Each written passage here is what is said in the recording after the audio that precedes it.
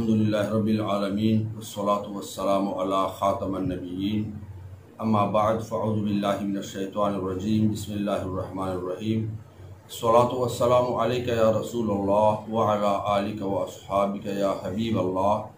मुहतरम नाज़रीन, जादू और तावीज़ात के नुकसानात के बारे में कई वीडियो इससे पहले हम देख चुके।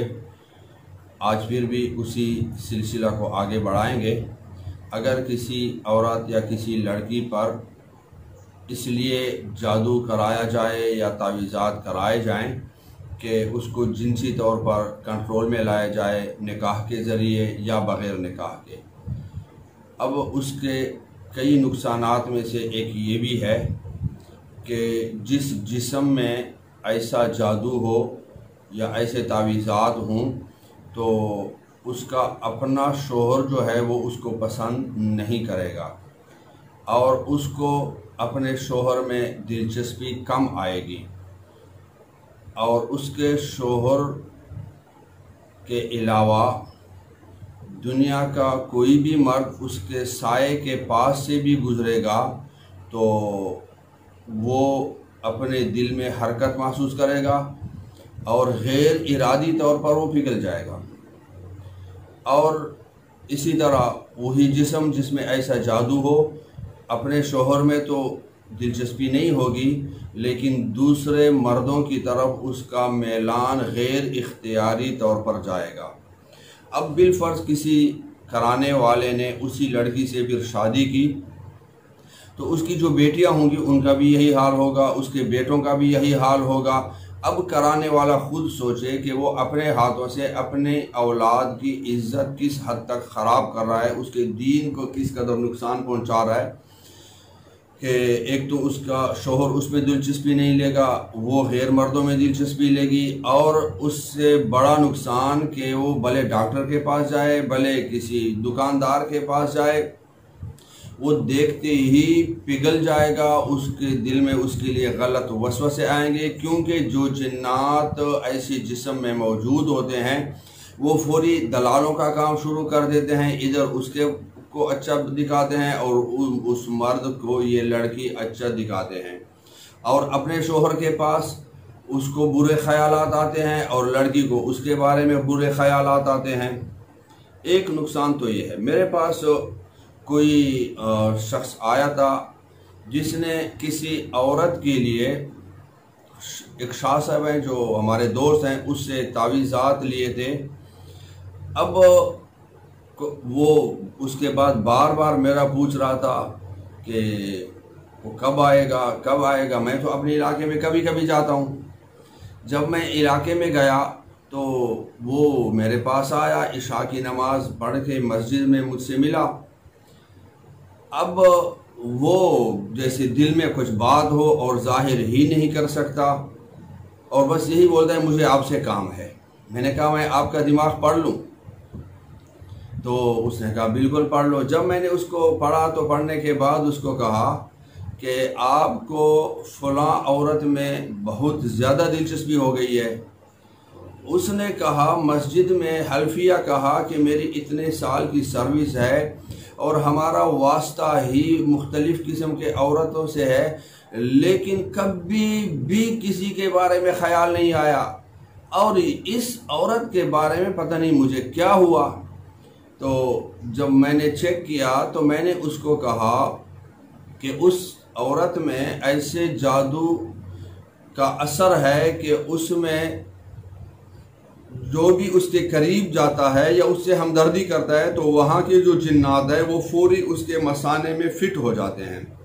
ऐसे काले गोले की तरह वो जादू था। अब वो फिट हो जाता है तो वो उस औरत के लिए बेकरारी महसूस करता है। फिर उसको मैंने दम किया, उसने बेहतरी महसूस की। फिर वो औरत जो थी वो मेरे पास दम के लिए आई। उसको मैंने कहा कि आपका शोहर आप में दिलचस्पी नहीं लेगा। तो उसने इस बात का इकरार किया कि 2 शोहरों ने मुझे महीने के अंदर अंदर तलाक दी। एक ने के साथ भी महीने से कम अरसा रही, दूसरे के साथ भी महीने से कम अरसा रही। और फिर जब वो शोहर ना रहे तो फिर वो मेरे पीछे मारे मारे फिरते थे, भागते थे, अदालत में जाने नहीं देते थे। 3 तलाक़ें देने के बाद कहते थे कि हमें तेरे बगैर गुजारा नहीं है, हमारे साथ इसी तरह रहो, हमें नहीं छोड़ना। जब शोहर थे मज़ा नहीं आ रहा था, वसवसे पैदा हो रहे थे, जब शोहर ना रहे तो उनके बगैर चारा नहीं। और मैंने उस औरत को ये भी कहा कि अगर कोई आपके साए के करीब भी जाएगा तो वो अपने दिल में वसवसे महसूस करेगा, वो पिघल जाता होगा। तो उसने इस बात का भी इकरार किया कि हाँ, इस बात की मुझे बहुत परेशानी है, किसी भी मर्द के करीब किसी काम से जाऊं तो वो पीछे लग जाता है। तो अब जो कराने वाला है वो सोचे, अगर वो किसी औरत पर, किसी लड़की पर ऐसे तावीज़ात कराता है, ऐसे जादू कराता है, बिलफर्ज वो उसके ज़रिए से उसकी बीवी बनती है, तो फिर वो उसी बीवी का जो है वो दूसरे लोग उसके पीछे ऐसे मारे मारे फिरें, या उसका ख्याल दूसरे मर्दों की तरफ जाए, या चलो उसकी बीवी का ना जाए, उसके बच्चों का जब जाए, या उसकी बच्चियों के पीछे जब दूसरे लोग ऐसे गलत वसवसों में मुब्तला हों, उनके गुनाहों में मुब्तला होने का ख़तरा हो, रुसवाइयों का ख़तरा हो। तो इसलिए जिस काम में इतने, अब सिर्फ बच्चों तक महदूद नहीं होता, ये खून में मुंतकिल होता है और उसी ख़ानदान की जिन्नात उनके बच्चों में मुंतकिल होते हैं, उधर लगते रहते हैं ऑटोमेटिकली, जब तक कोई मजबूत काटने वाला उसकी काट ना कर दे। अब जिस काम में इतने ज़्यादा नुकसानात हों तो हम अपनी ख्वाहिश की खातिर क्यों ऐसे बड़े नुकसानात में हाथ डालें, क्यों ऐसे बड़े नुकसानात को अब गैर इरादी तौर पर अपने प्यारों के ऊपर मुसल्लत कर दें।